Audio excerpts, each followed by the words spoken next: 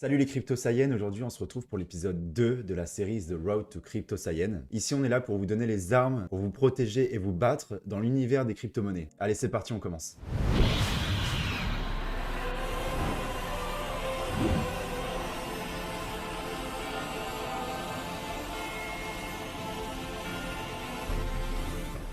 Ok, alors MetaMask, c'est quoi? MetaMask, en fait, c'est un porte-monnaie virtuel qu'on appellera plutôt un wallet dans l'univers des crypto-monnaies. Ce qui va se passer, c'est qu'en fait, à sa création, tu vas recevoir à la fois une clé publique et une clé privée. La clé publique, en fait, tu peux l'associer à l'adresse de ton compte en banque, genre ton IBAN. C'est ce qui va permettre, en fait, aux personnes de pouvoir aller voir le contenu de ton wallet et en même temps de pouvoir t'envoyer des crypto-monnaies surtout. Genre, c'est ce que tu vas spécifier en fait quand tu seras sur Binance, c'est que tu voudras envoyer des cryptos sur ton compte. Tu vas donner la clé publique et c'est ça qui va te permettre en fait de recevoir tes cryptos sur ton compte. À l'inverse, la clé privée, elle, en fait, elle permet vraiment d'accéder au contenu de ton compte. C'est un peu comme ton code PIN et c'est ce qui va te permettre d'aller du coup envoyer des cryptos depuis ton compte vers un autre compte. Du coup, si tu m'as bien écouté, tu auras compris qu'en fait, sur la blockchain, le contenu de ton compte est visible de tous. Il est visible mais anonyme. T'inquiète pas, on verra ça plus en profondeur dans une autre vidéo.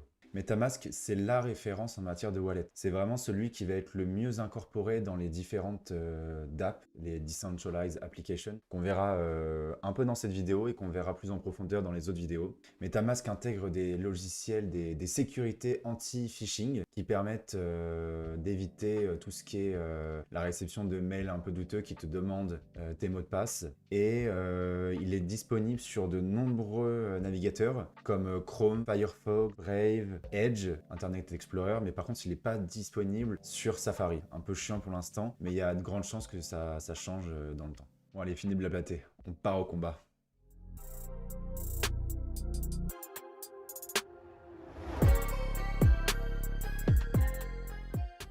Du coup, là, on se retrouve sur notre navigateur. Moi, j'ai fait le choix de créer une nouvelle session pour ne pas avoir d'historique. Comme ça, j'ai vraiment les mêmes configurations que vous.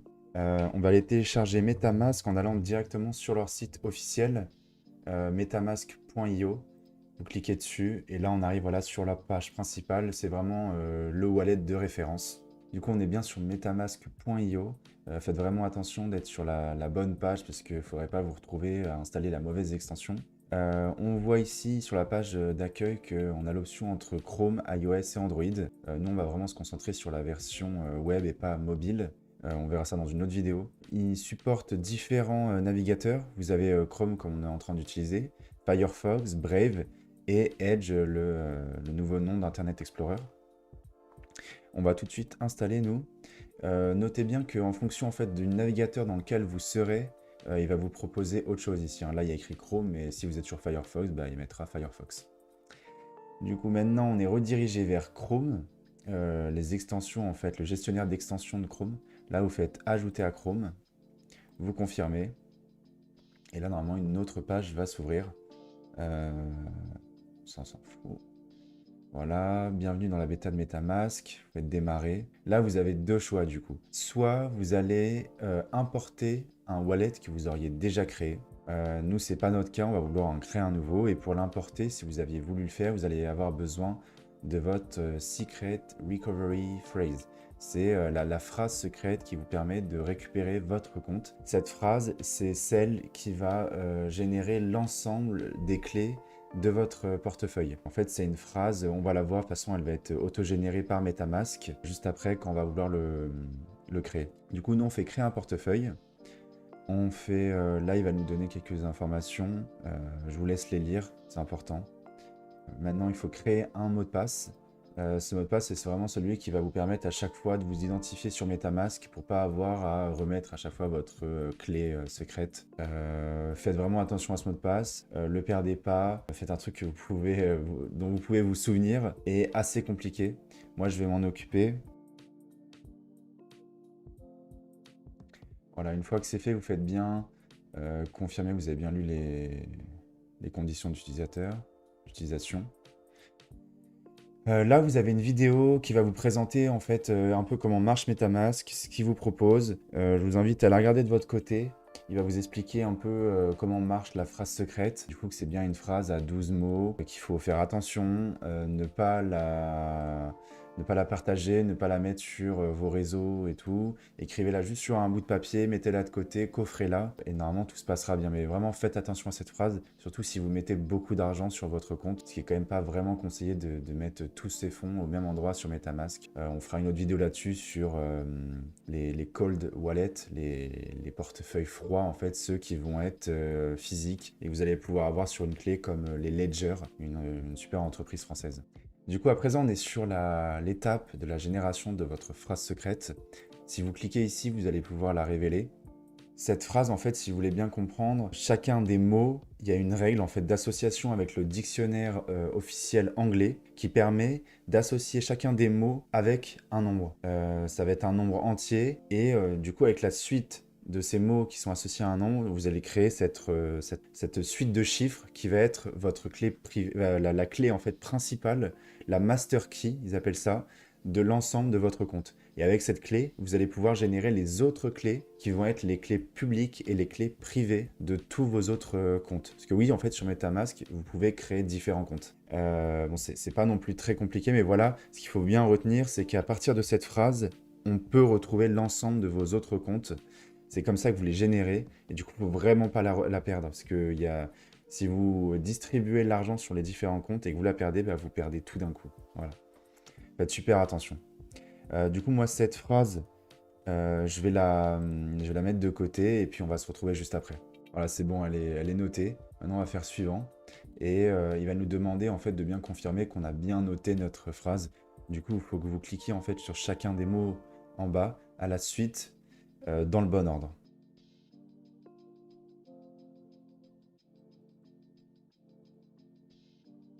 Voilà. Du coup, une fois que c'est bien fait, que vous avez réussi à remettre tous vos mots dans le bon ordre, le wallet sera bien configuré. Il va vous dire félicitations. Vous allez avoir quelques conseils pour sauvegarder votre clé et vous allez pouvoir appuyer sur terminer. Là, vous avez des petites informations, des nouvelles choses qui sont disponibles. On s'en fiche. Et là, voilà, vous êtes sur l'écran d'accueil de MetaMask. Ça, c'est la version, en fait, je sais pas trop comment expliquer, page web. C'est pas la version, en fait, que vous allez retrouver ici, en allant épingler MetaMask. Vous allez pouvoir la voir. C'est ça, en fait. C'est ce petit bandeau, là, que vous voyez, et sur lequel vous allez avoir, en fait, les mêmes informations en réduite, qui sera quand même beaucoup plus pratique quand vous serez sur des applications style application décentralisée. Voilà, du coup, là, les informations qu'on a là-dessus, déjà, on voit en haut à droite le réseau. Là, on est sur le réseau Ethereum. On a le choix, en fait, d'en ajouter d'autres. On verra ça juste après. On retrouve aussi son icône ici. Vous avez le nom du compte, account 1, avec son adresse publique qui est juste ici, que vous pouvez cliquer et en fait la récupérer. Ensuite, là, vous avez les différentes options. Il n'y en a pas beaucoup au final. Acheter, envoyer et swap, faire un échange entre deux tokens. Si vous faites buy, en fait, là, il va vous proposer des options pour acheter directement des cryptos dessus. Moi, je ne l'ai jamais fait. J'ai jamais trouvé l'intérêt de le faire. En plus, c'est des Ethereum et c'est super cher de faire des transactions avec Ethereum. Du coup, moi, je passe plutôt par Binance pour acheter d'autres cryptos. Ensuite, vous avez envoyé. Là, vous mettrez du coup l'adresse de la personne qui vous intéresse, à qui vous voulez envoyer de l'argent. Nous, on le verra ça dans une autre vidéo. Ensuite, là, il y a le swap. Et on verra aussi ça dans une autre vidéo. On ira un peu plus en profondeur sur MetaMask. Là, nous, on va se concentrer sur le fait juste de recevoir des cryptos depuis Binance. Du coup, ici, vous voyez aussi le montant en fait des cryptos que vous avez. En fait, à chaque fois, il va vous mettre, si vous rajoutez un réseau, le coin qui correspond à la blockchain. Comme on est sur la blockchain Ethereum, on a le coin Ether, le TH. Là, vous voyez les différentes activités. Pour l'instant, il n'y en a pas. À présent, on va aller sur Binance et on va aller récupérer en fait les cryptos qu'on avait achetés avec Alexandre sur le dernier tutoriel. Du coup, on va se connecter. Ça, maintenant, de toute façon, vous savez le faire. Moi, je vais faire ça rapidement. Une fois que vous êtes connecté ici, vous allez aller dans Portefeuille, vue d'ensemble du portefeuille. Et vous allez sélectionner du coup la crypto-monnaie sur votre compte principal que vous voulez envoyer. Moi j'ai du BNB du coup qu'on avait acheté la dernière fois et je vais faire un retrait qui correspond vraiment à retirer ces crypto-monnaies de son compte. Ici, voilà, en fait, il y a une petite alerte à chaque fois. En fait, si vous venez de vous connecter, il faut attendre un petit peu C'est une protection supplémentaire pour pas que quelqu'un vienne voler vos fonds. Du coup, nous, on va attendre vite fait. Voilà, bon, je vous invite à rafraîchir votre page, vous. Maintenant, vous avez le choix, en fait, dans le token que vous allez retirer, même si vous aviez déjà appuyé sur retirer sur la ligne du token qui vous intéressait, il vous repropose. Du coup, c'est bien le BNB. Ici, il vous indique vers quelle adresse vous voulez, en fait, envoyer vos cryptos. Soit vous mettez directement une adresse ici, soit vous ajoutez en fait une adresse dans votre carnet d'adresses.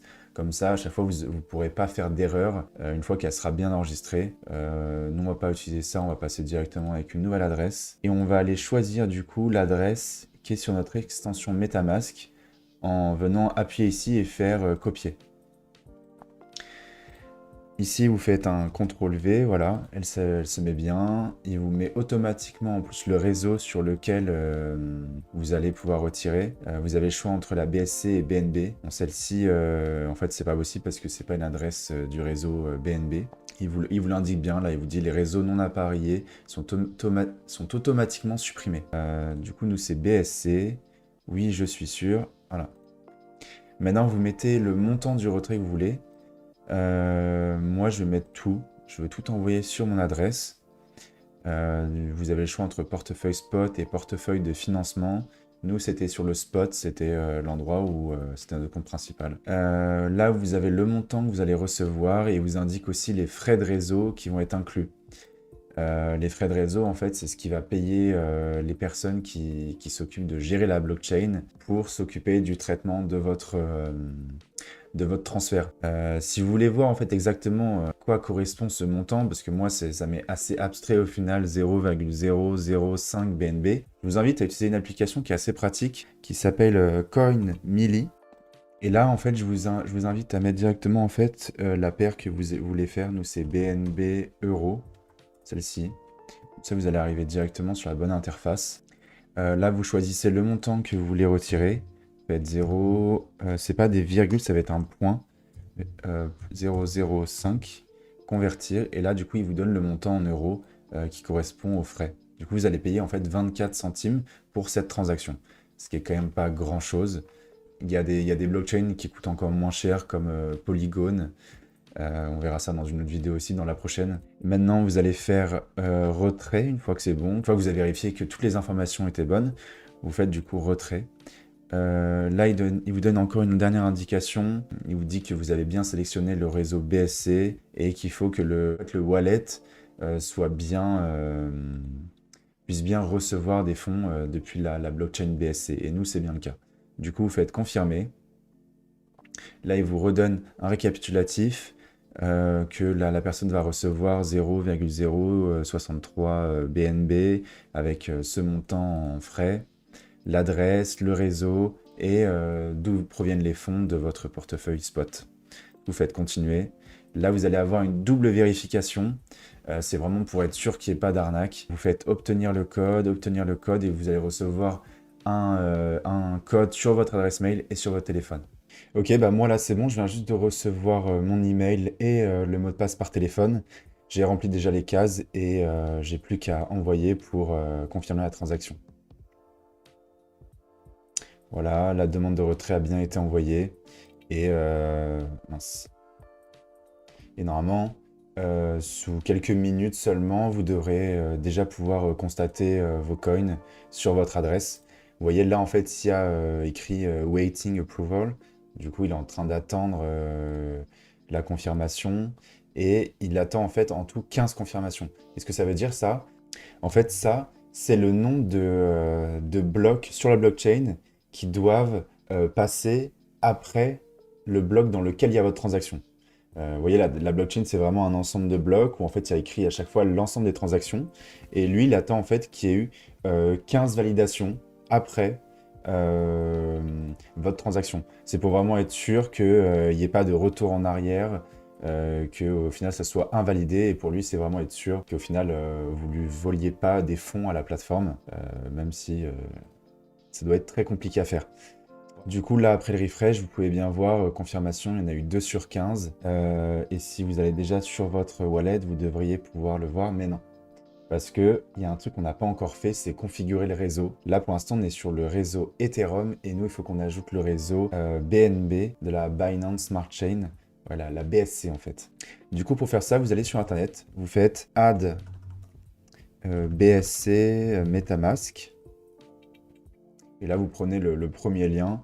Et nous, ce qu'il va nous falloir, en fait, c'est certaines informations qui vont nous être utiles, comme, vous allez voir, c'est le nom du réseau, le RPC, le plus important, l'ID de la chaîne et le symbole. Puis l'explorateur de blocs, ça c'est pour aller regarder en fait vraiment ce qui se passe en détail sur vos transactions. Du coup, ce qu'on va faire là, c'est aller sur MetaMask, cliquer sur la réseau principal Ethereum, et ici il y a écrit ajouter un réseau. Vous cliquez dessus, et là il va vous ouvrir un onglet, ce qui permet de... Avant il n'y avait pas cette option, ça restait ici, et puis à chaque fois que tu cliquais autre part, bah, tu perdais toutes les informations que tu avais mises. Du coup là vous allez juste aller faire des petits CTRL-C, tac, vous copiez tout ça, et vous le mettez en fait dans chacune des cases qui correspond. Bon, ça c'est une étape un peu chiante, mais elle est inévitable. Et on est obligé de passer par là pour ajouter un nouveau réseau. Et vous pourrez faire en fait la même procédure pour chacun des réseaux qui existent, comme Avalanche, Polygon. Ça sera toujours la même procédure. Il faudra aller chercher ces informations et les rajouter pour du coup accéder au nouveau réseau. Vous voyez là, on a bien le logo qui a changé. On est sur la Binance Smart Chain et on a le montant qu'on vient d'envoyer qui est déjà présent. Parce qu'en fait, entre tous les réseaux, vous partagez la même adresse sur MetaMask. Là, si on va sur Assets, voilà, on voit le BNB, c'est le coin de la Binance Smart Chain, et on a bien reçu nos tokens. Bon, je vous préviens, dans la prochaine vidéo, on verra comment acheter des crypto-monnaies, cette fois sur une application décentralisée, type 1inch ou PancakeSwap, on verra. Ça va être sympa parce qu'en fait, ça sera la première fois où vous allez pouvoir interagir avec l'écosystème des crypto-monnaies, mais en utilisant tout le pouvoir, toute leur puissance, qui permet en fait de faire des transactions sans confiance, de façon décentralisée, en utilisant du coup le Web 3.0 et votre MetaMask tout fraîchement installé. Bon bah j'espère que ça vous a plu. En tout cas, n'oubliez pas de mettre un like ou un dislike, mais ça on n'aime pas du tout. Et surtout, n'oubliez pas de vous abonner, d'activer la cloche parce que nous ça va nous aider, ça vous permettra aussi de ne pas rater notre prochaine vidéo. Et puis ouais, surtout mettez un commentaire s'il y a des trucs que vous n'avez pas compris, sur lesquels vous voulez qu'on revienne. Surtout que la communauté pour l'instant elle est pas très grosse, du coup on sera super présent, on pourra vous aider et c'est pas un souci pour nous. Allez, on se retrouve pour la suite de l'aventure. Salut!